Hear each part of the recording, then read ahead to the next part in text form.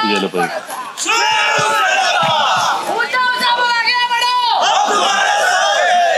जमलेल्या माझ्या धारावीकर बांधवानो, भगिनींनो आणि मातांनो, गेल्या काही दिवसांपूर्वी आपण एक मोठा मोर्चा काढला होता आणि मला वाटतं आपण सर्वजण त्याला उपस्थित असाल. होतात की नव्हतात? आणि त्याही वेळेला मला सांगितलं होतं की थोडं हिंदी मराठी असं बोला. पंचायत अशी होती, एकदा मराठीत बोलायला सुरुवात केलं की सलग मराठीमध्ये बोलणं होतं. हिंदी में बात शुरू करे तो हिंदी में शुरुआत होती है. कोशिश करता हूं आधा आधा बात करने की. आज काही आपली तशी जाहीर सभा नाहीये, कारण असं काही निमित्त नाहीये. नाही निवडणुका आल्यात, ना कोणता कार्यक्रम, असं काही नाहीये. मी तर असं ठरवलं की आता जरा शाखा शाखाने भेटी द्यायच्या. कुछ दिन पहले मैं उल्लासनगर, कल्याण, उस चुनाव क्षेत्र का मैंने दौरा किया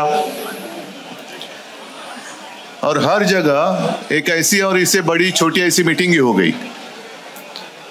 फिर रायगढ़ में गया, विनायक जी के चुनाव क्षेत्र में गया और आज आपको मिलने के लिए धारावी में आया हो. निमित्त आहे शाखा भेटी, पण गर्दी एवढी होते की शाखेचं दारच मला दिसत नाही. आणि आता स्टेजवरती आल्यावरती विनायक राऊत म्हणाले की आम्ही शाखेत बसलो होतो. म्हटलं शाखा कुठे? ही काय इकडे? आता दिसते कुठे शाखा? बघा, सगळी गर्दीच गर्दी आहे. आणि पूर्ण महाराष्ट्रामध्ये हेच झालेलं आहे. जिथे जातोय तिथे लोकच्या लोक, झुंडीच्या झुंडी रस्त्यावरती येत आहेत, मैदानात येत आहेत. हे जे काही सरकार आहे, सरकार के खिलाफ एक असंतोष है. और मैं मानता हूं धारावी में और कई जगहों से ज्यादा असंतोष धारावी में इस सरकार के खिलाफ आहे की नाहीये. आणि मी तर लढायला उतरले तुमच्यासाठी. तुम्ही सोबत राहणारच की नाही आहात? कारण एक नवीन तरीका उन्होंने ढूंढ निकाला है. सरकार की जितनी सारी यंत्रणा है, मग ते ईडी असेल, सीबीआई, इनकम टैक्स, यहाँ तो मैंने सुना कुछ रिटायर्ड पुलिस अफसर को भी लगा दिया है काम पर. गुंडागर्दी बढ़ती जा रही है. मग त्यांच्या मागे काहीतरी लावायचं आणि त्यांना पक्षात फोडून घ्यायचं. आपल्या इथले पण काही जण, आपल्यातले नाही पण इकडचे तिकडचे, त्यांच्याकडे गेले. विकाऊ माल असतो तो विकला गेला, हरकत नाही. पण मला माझी निष्ठावंत मावळे सोबत आहे, तोपर्यंत लढण्याची मला अजिबात चिंता नाही आणि विजयाची तर अजिबात नाही, कारण जिंकणार म्हणजे जिंकणारच.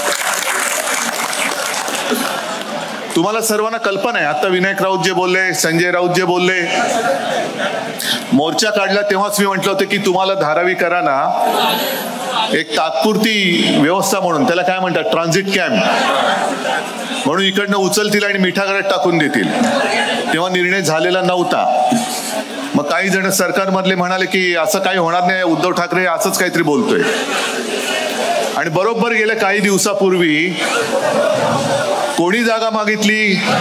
आजपर्यंत आपण अनेकदा मुंबईकरांसाठी कांजूरमार्गची जागा मागत होतो, तर केंद्र सरकार कोर्टात गेलं होतं, ही तुमची जागा का आमची जागा? हो, आम्हाला नकोय ती जागा, आपल्या लोकांसाठी पाहिजे. नाही, बस हमारी जगह आहे. मला वाटतं तिकडे पण मिठागर आहे, कांजूरला पण मिठागर आहे, नाही दिली जागा.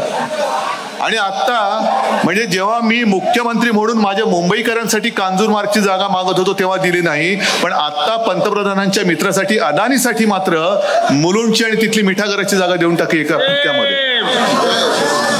हाँ, तुमचा यही है कि ये आपकी परिभाषा है, सबका साथ सबका विकास? मतलब साथ सबका चाहिए, लेकिन विकास सिर्फ मेरे मित्र का होगा, मेरे दोस्तों का विकास होगा. सबका साथ और मित्र का विकास नहीं, ऐसे नहीं होने दूंगा मैं.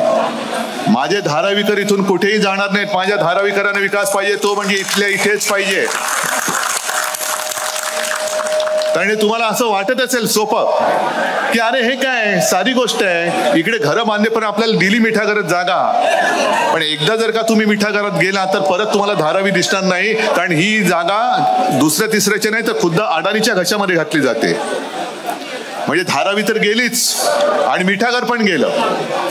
आणि मग तुम्ही जरा विचार करा, मिठागराची इकडे फेरफटका मारून या, बाकी सोयी सुविधा तुम्हाला देणार कुठून, कशा देणार?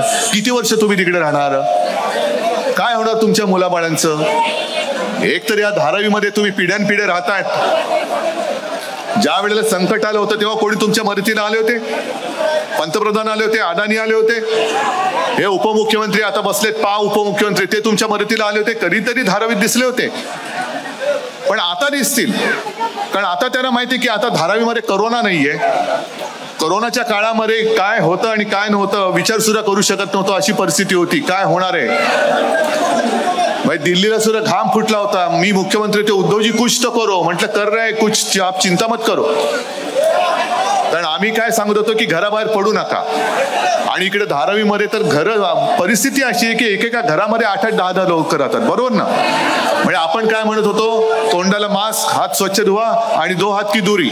अरे 2 हात की दुरी म्हटलं तर माझ्या धारावीकरांचं घर केवढं आहे? एक तर पहिल्या प्रथम हे तुमचं जे काय फिंजिबल आहे ते मला काही त्याच्यात जायचं नाहीये, पण माझ्या धारावीकराला हक्काचं 500 फुटाचं घर मिळालं पाहिजे, म्हणजे मिळालंच पाहिजे, ही आमची पहिली मागणी आहे. विकास आम्हाला पण पाहिजे, पण तुम्ही इकडे नुसता कोणवाडा करून टाकायचा, या लोकांना उचलून मिठागरामध्ये फेकून द्यायचं आणि इकडे सगळं आबाद करून उपऱ्यांची इकडे जर का वस्ती बसवणार असेल आणि सगळा पैसा जर अदानीच्या खिशात घालणार असाल तर मग माझ्या धारावीकरांनी काय पाप केले? धारावीकरांनी काही गुन्हा नाही केलेला. इतके वर्ष ते ज्या एका या धारावीमध्ये राहिले, कशी होती धारावी, आता सुद्धा कशी आहे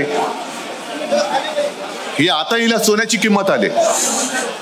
पण मुंबईतने एक उद्योगधंदे घेऊन जात आहेत, डायमंड मार्केट घेऊन गेले, आणखीन सगळे ओरबाडून घेऊन जात आहेत आणि आता त्यांना ते कमी पडतंय म्हणून धारावीच्या विकासाबरोबर अख्खी मुंबई ते विकत्या अडाणीच्या खिशात घालायला निघालेले. आजच मी येताना वाचत होतो, वांद्रा रेक्लेमेशनसाठी सुद्धा टेंडर काढलेली आहेत आणि ते 3 टेंडर आहेत. कोण त्याच्यात मी नावं वगैरे वाचले नाही, पण 100% आज लिहून घ्या की ते सुद्धा टेंडर अडाणीला मिळणार आहे. आज तारीख वार आणि वेळेनुसार लिहून घ्या. वांद्रे रेक्लेमेशनचं टेंडर सुद्धा अडाणीला मिळते की नाही बघा तुम्ही. इथे सुद्धा जो काही टेंडरचा घोळ झाला हा तुम्हाला माहिती आहे. आपलीच लोक घुसवायची, आपल्यामध्ये सगळं मॅनेज करायचं आणि बरोबर अडाणीला कसा फायदा होईल अशा पद्धतीने टेंडर देऊन टाकायचं. आपल्याला काय वाटतं, बघा टेंडर काढलं होतं आम्ही, पण करणार काय, क्या करे? अडानी का टेंडर सबसे अच्छा था तो हमको तो देना ही चाहिए. इतनी आसान बात नहीं है. हर सारी जगह अडानी को कैसे मिल रही है? वांद्रा रेक्लेमेशन का भी टेंडर अभी निकला ऐसे मैंने सुना. मी मुद्दामून हिंदीत सांगतो. 3 टेंडर, किसी 3 लोगों ने टेंडर भरे ऐसे मुझे पता चला, लेकिन आप आज लिख के रखो अडानी को ही वो मिलने वाला है. नाही मिळालं तर बघा तुम्ही, संपूर्ण मुंबई घशात घालायची, मुंबई एक तर भिकेला लावायची. एक तर महाराष्ट्रामध्ये एवढी गुंडागर्दी झालेली आहे की महाराष्ट्र पूर्ण बदनाम करून टाकलेलं आहे. महाराष्ट्रामध्ये बाहेरचे उद्योगधंदे येणारच नाहीत अशी परिस्थिती करून ठेवायची. हे ह्या नाकर्ते आणि नालायक राज्यकर्त्यांना कळत नाहीये, सत्ताधाऱ्यांना कळत नाहीये. महाराष्ट्राची बदनामी करायची की जेणेकरून महाराष्ट्रामध्ये कोणी येऊच नये आणि मुंबईमध्ये जे राहत आहेत त्यांची अशी वाट लावून टाकायची की मुंबई पार भिकेला लावून टाकायची. हे बघून जीव जळतोय म्हणून मी लढाईला उभा आहे. मला सुद्धा काय साठवलोट करायचं असं करून मी मोकळा झालो असतो, तुम्हाला कळलं पण नसतं. पण मी गरिबांसोबत उभा राहिलो कारण ही माझी ताकद आहे आणि यांच्यासाठी म्हणून मी लढाईला उभा राहिलेलो. डील करना क्या आसान बात है, लेकिन आपका जीवन बर्बाद कर मैं कुछ भी डील नहीं करूंगा, कभी नहीं कर सकता मैं. ज्याला तुमच्या म्हणजे काल परवाकडे आमचा एक चांगला कार्यकर्ता मारला गेला, अभिषेक घोसाळकर, त्याच्यावरती आज मी बोललो. कारण काल उपमुख्यमंत्री जे राज्याचे गृहमंत्री आहेत देवेंद्र फडणवीस, आता तुम्ही मला सांगा, गेल्या आठवड्यामध्ये भाजपच्या आमदाराने भर पोलीस स्टेशन मध्ये गोळीबार केला. काल परवाकडे आमचा एक चांगला कार्यकर्ता त्याला गोळीबार करून त्याची हत्या झाली. आज बातमी आली जळगावमध्ये सुद्धा एका भाजपच्या माजी नगरसेवकाची हत्या झाली. आणखी नागपूरमध्ये आज दोघांच्या हत्या झाल्यात. संपूर्णपणे हत्या होत आहेत. मग गृहमंत्री आहेत की नाही? आणि मग गृहमंत्र्यांचा राजीनामा मागितल्यानंतर गृहमंत्री अत्यंत बेशरमपणाने म्हणतायत की उद्या गाडीखाली एखादा कुत्रा जरी आला तरी तुम्ही माझा राजीनामा मागा. मग तुम्ही यांच्याकडे मतं मागायला येतात कशाला? आम्ही जो आवाज उठवलाय तो आमचा कार्यकर्ता मारला गेला म्हणून आम्ही आवाज उठवला. आणि तुमच्या लेखी जरी सगळी जनता कुत्र्या मांजरासारखी असेल तर निवडणुकीला आल्यानंतर सुद्धा तुम्हाला सुद्धा त्यांच्या पेकाटामध्ये लाथ घालावीच लागेल. घालावीच लागेल. तुमची शक्ती काय ती तुम्ही आता जर का दाखवून देऊ शकला नाहीत तर मग काय अडाणी काय कोणी काय, आओ जाओ घर तुम्हारा, आम्ही बरे आहोत, आम्ही मिठा घरामध्ये टाका नाही तर कुठेही फेका, आम्हाला काही फरक पडत नाही. आणि फक्त तुम्ही जागे आहात की नाही एवढंच बघायला आलो होतो. जागे आहात ना? पुन्हा निवडणूक आता आलेली आहे तोंडावर. 1-2-2.5 महिन्यावरती निवडणूक येईल.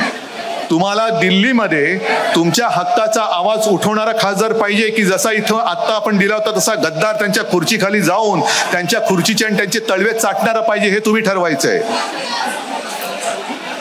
हा निर्णय तुम्ही घ्यायचाय. आम्ही तर लढायला तयारच आहोत, आम्ही मैदानात उतरलेलो आहोत. पण जे तुम्ही सांगता की उद्धव साहेब आगे बढ़ो, हम तुम्हारे साथ हैं, या लढाईमध्ये मी तर पुढे आलेलोच आहे. आदित्य पण आलंय.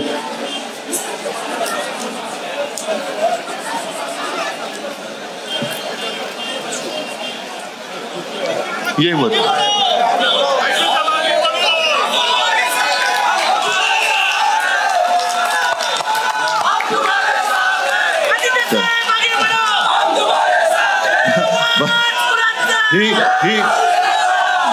हीच गोष्ट मी सांगत होतो तुम्हाला की उद्धव साहेब आगे बढ़ो, आदित्य साहेब आगे बढ़ो, पण हम तुम्हारे साथ है म्हटल्यानंतर तुम्ही साथ खरोखर राहणार आहात की नाही. उद्या जर का तुमच्यावरती पैशाचा वापर होईल, विकले जाणार आहात, तुम्ही नुसती जागा विकणार नाही, तुमच्या पुढच्या पिढ्यांचं आयुष्य विकणार आहात, एवढं लक्षात ठेवा. आणि ते आयुष्य सुद्धा आता जी गुंडागर्दी करतायत त्या नालायक सरकारकडे, त्यांच्या तो जो काही दलाल आहे त्याच्याकडे तुम्ही ते विकणार आहात. तर कोणत्याही दहशतीला बळी पडायचं, जरा जोरात बोला ना, अदानीच्या दलालाला घाबरायचं. इथून जो गद्दार खासदार गेलाय तो मस्काबाजी करेल, त्याला भुलायचं. मग ठरलं नक्की जरा धारावीकरांची ताकद दाखवणार. ठीक आहे, मी आता उलटी घोषणा देतो. जसं तुम्ही म्हणता उद्धव साहेब आगे बढ़ो, तसं मी तुम्हाला सांगतो धारावीकरांनो फक्त ठाम उभे राहा. अख्खी शिवसेना तुमच्या सोबत आहे. जय हिंद, जय महाराष्ट्र. हॅलो. लोकशाही मराठी ऐका, पहा, जागरूक रहा.